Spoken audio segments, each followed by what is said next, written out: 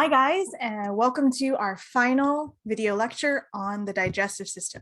Today we're going to talk about the small intestine, the large intestine, and of course the rectum and anus. So let's get started.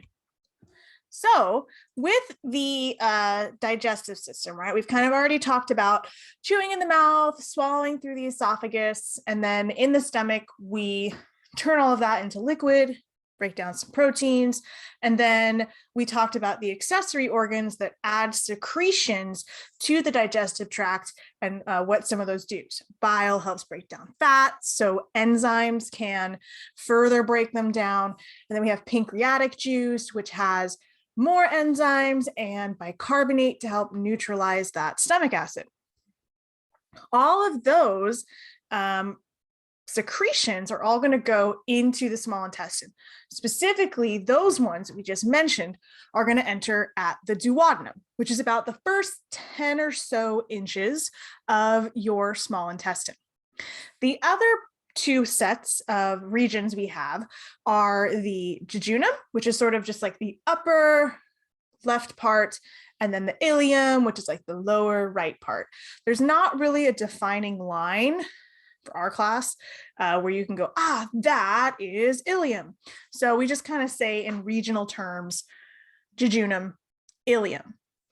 Now, all three of these regions together have major roles in the chemical digestion of the food we eat, as well as the absorption. That's why it's so long. It gives us time for all of that to happen. Now, because the small intestine has a huge role in digestion and primarily absorption, it's going to be modified so that it can do that very effectively.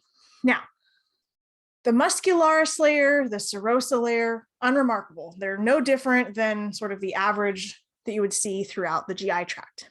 Where things get different is when we look at the mucosa and the submucosa, particularly in the duodenum.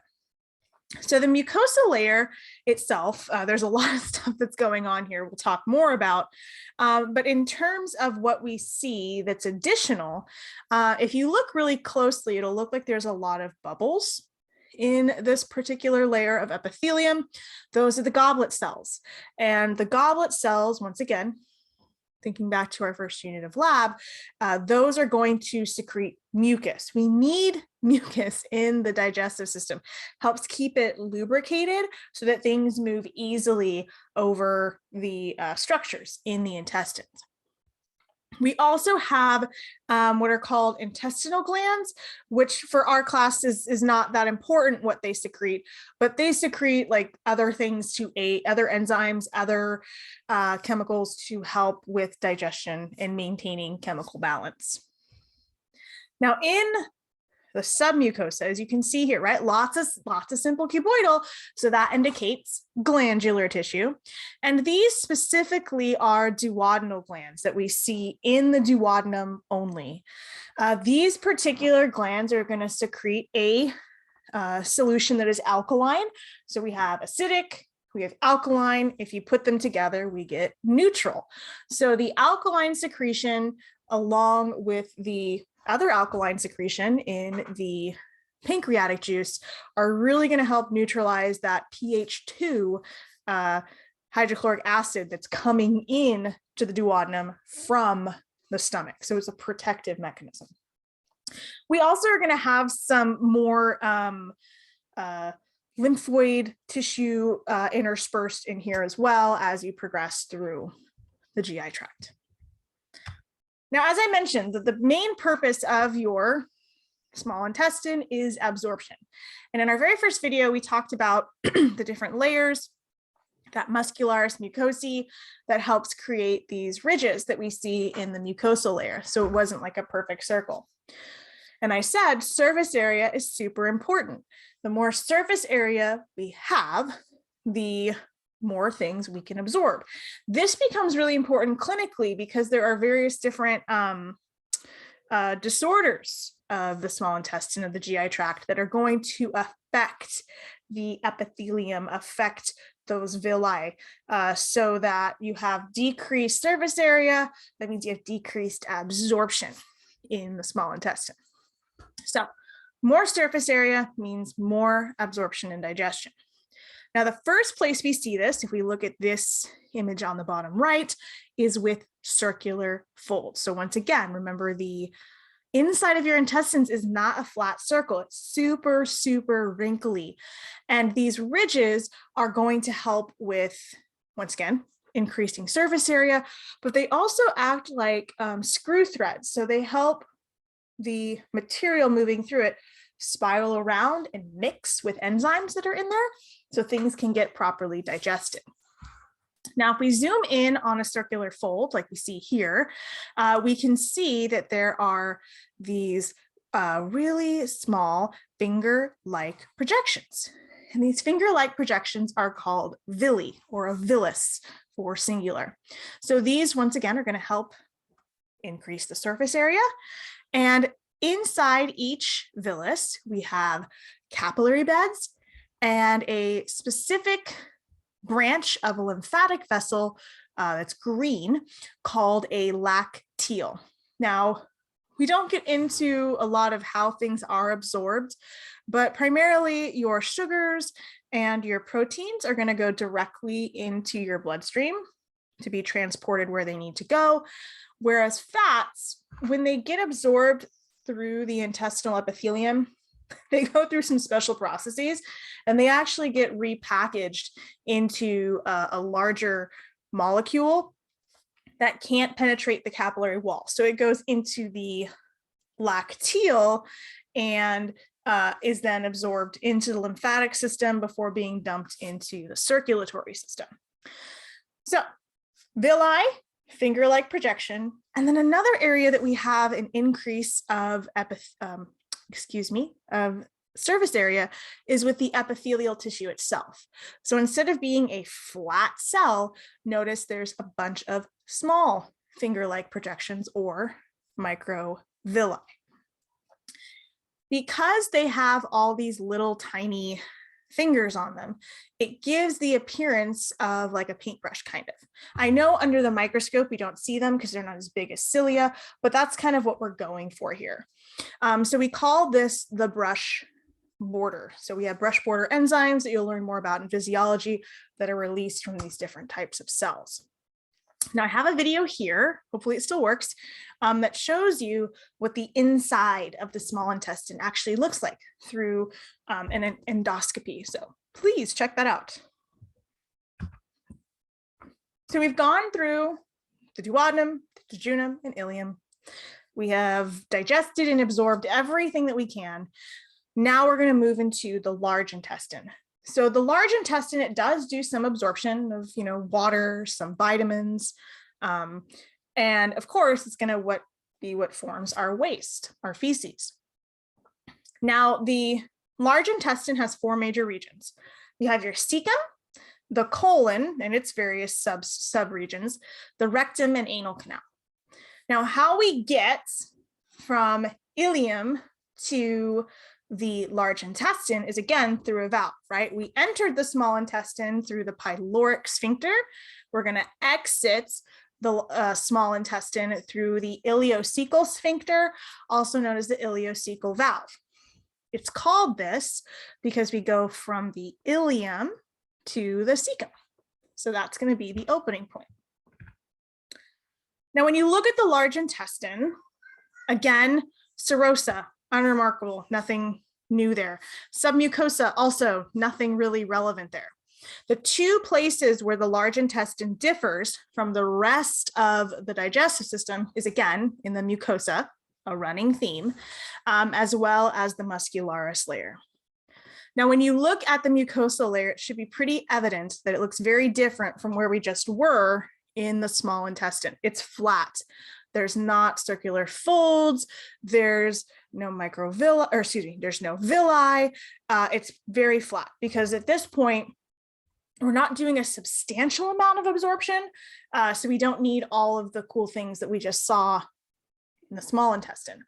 We do have microvilli, so that provides a little bit of extra surface area, but nothing like we saw in the last area.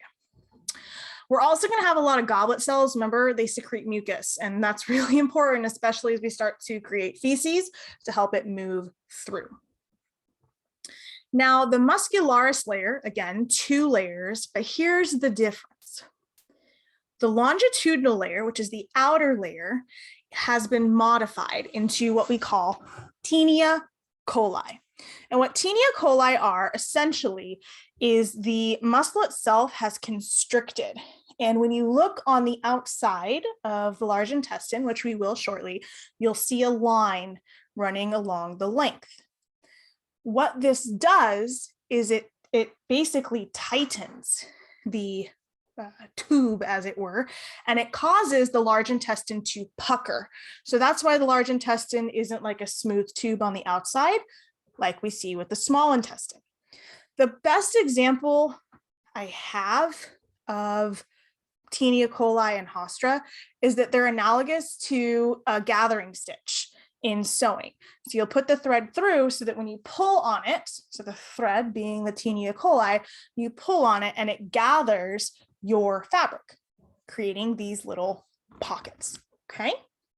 So let's take a look side by side of what the small intestine, which is over here on the left, looks like comparatively to the large intestine. So notice, once again, we have these big villi for increasing absorption, and then it's just really flat here in the large intestine. Now, before we move forward, talking about the cecum and appendix, I want to once again kind of show you this line that you see here running down the middle of the large intestine. That's the Taenia coli. And then these little pouches are the Hostra. And you can see just how easy it is to distinguish small from large intestine, with the ileocecal valve being right about here. So the first stop in the large intestine is going to be the cecum. It's a little pouch that is sort of like the entryway, the foyer into the colon. And on the back side of the cecum is this tiny little piece of tissue called the appendix, or the variform appendix. Now, for the longest time, we thought it did nothing, that it was vestigial. But a lot of research has gone into it. And actually, it has a very important role in the immune response. So there's a lot of white blood cells and things like that that can get activated there to help with like localized responses. Now, one thing I haven't really talked about is the microbiome of your digestive system. Everybody's bacteria and all other microbiota are different from everybody else. But regardless, we have a lot of bacteria that live inside our digestive system, which is again outside of the body. So our body has no problem with what's going on there. There are 2 times when the body does have a problem. One, we perforate. So if we perforate our intestine, we have not only fecal contents, but we also have bacteria going into a sterile cavity. So that's where you get sepsis. The other time our body doesn't like it is when a piece of feces blocks the opening from the appendix into the cecum. So just like the rest of your GI tract, there are bacteria in your appendix, but as they grow, they flow out and go into the large intestine. If a piece of feces blocks that opening, bacteria just keep reproducing. And so your body starts to recognize that there is an overgrowth of bacteria, and the inflammatory response starts to kick in, leading to the signs and symptoms of appendicitis, which is tenderness in the lower right quadrant, nausea, vomiting, fever. One really important sign that you want to know about appendicitis is when a patient goes from, oh my God, this pain is so bad, to, I feel better. That is not a good sign. When a patient with appendicitis goes, I'm in a lot of pain, and then goes, I feel better, that is indicative that the appendix has burst. So think of it this way. You have a big fat zit on your face. It's big, it is swollen, it is red, it is full of pus, it is tender, and it hurts. And then maybe you pick at it or you touch it and it pops. And all of that pressure is released and it feels better. That's what your appendix does when it ruptures. But when it ruptures, it brings along bacteria in an area that they shouldn't be in. So you can actually get really ill if your appendix ruptures. Typically, we do find it before. And the procedure to remove an appendix is an appendectomy. So if you're interested, I have a video here going to go through an appendectomy. So I hope you guys enjoy that one. Now, as we move from the cecum, we're going to go up the colon and then meet up with the rectum. So there are 4 major regions of the colon: ascending colon, transverse colon, descending colon, and sigmoid. So ascending goes up, transverse goes across, descending goes down, and sigmoid, it looks like it just curves inward. It actually curves backward because our rectum is posterior. So the large intestine has to curve backward to meet up with our rectum. You'll be able to see this more in lab. Now, there are 2 major turns in our colon. On the right side, we have the first flexure between the ascending and transverse. This is our right colic flexure. Colic means colon, or I prefer learning it as the hepatic flexure. Remember, hepatic, hepato means liver. So it lets you know it's under the liver. The second turn we have is on the left side from the transverse to the descending. And this is going to be called the left colic flexure or the splenic flexure because our spleen sits right about here. Okay, so those are the major regions of the colon. And as foodstuffs are moving through here, we're pulling out more and more water until we get what we are more familiar with, which is feces. Now, the speed at which we go through this lets you know what type of feces you have. So obviously, diarrhea means it's gone through faster, usually for a reason such as illness, allergy, things like that. Your body wants to get rid of what's in there. The problem with diarrhea is we don't get water absorption. So you become very, very dehydrated. And in illnesses like cholera, you can become severely dehydrated. You lose way more water than you can take in. Now, on the other end of the spectrum, if you don't have a good motility, which is really helped by fiber, the feces just kind of chills in your colon, and the longer it's in there, the more it's going to absorb water. And so that's where you get constipation. And constipation, it sucks, but it typically resolves itself. If it doesn't, though, it can build up until it's too large to pass. And that's when you have a fecal impaction. And so there's different ways to get rid of that. But fecal impactions can also be just as bad for you, or they can be just as bad for you as severe diarrhea. So once the feces makes its way into the rectum, it's going to trigger our defecation reflex, okay?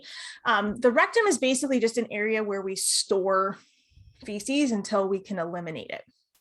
And just after the rectum is the anal canal. So it's like the final stop on the way out of the body. Now, the anal canal is bordered by 2 sphincters. Again, we need sphincters to keep things in or get rid of them. The inner sphincter, the internal sphincter, is made of smooth muscle. So this one is triggered during the defecation reflex. So feces enters the rectum, it stretches, it sends baroreceptor signals to the brain, or the spinal cord, telling you to relax the internal anal sphincter. And then you start to feel the pressure of the feces on the anus, essentially. That lets your brain know, gotta go to the bathroom. And you don't immediately defecate because as adults, typically, we have voluntary control of the outer sphincter, which is the external sphincter. So we hold that guy tight until we're able to go use the restroom. Now, infants and toddlers don't have this control yet. You have to learn that pathway. That's what potty training is. Learning the signal of I have to go and being able to control the external sphincter. So infants and toddlers, as soon as feces enters the rectum, involuntary sphincter goes, external voluntary sphincter goes, and you poop, okay? That's the same idea of what happens with adult incontinence. And that is it, everyone. We have made it through our digestive system. Next stop is the urinary tract. I'll see you guys there. Have a good day. Bye.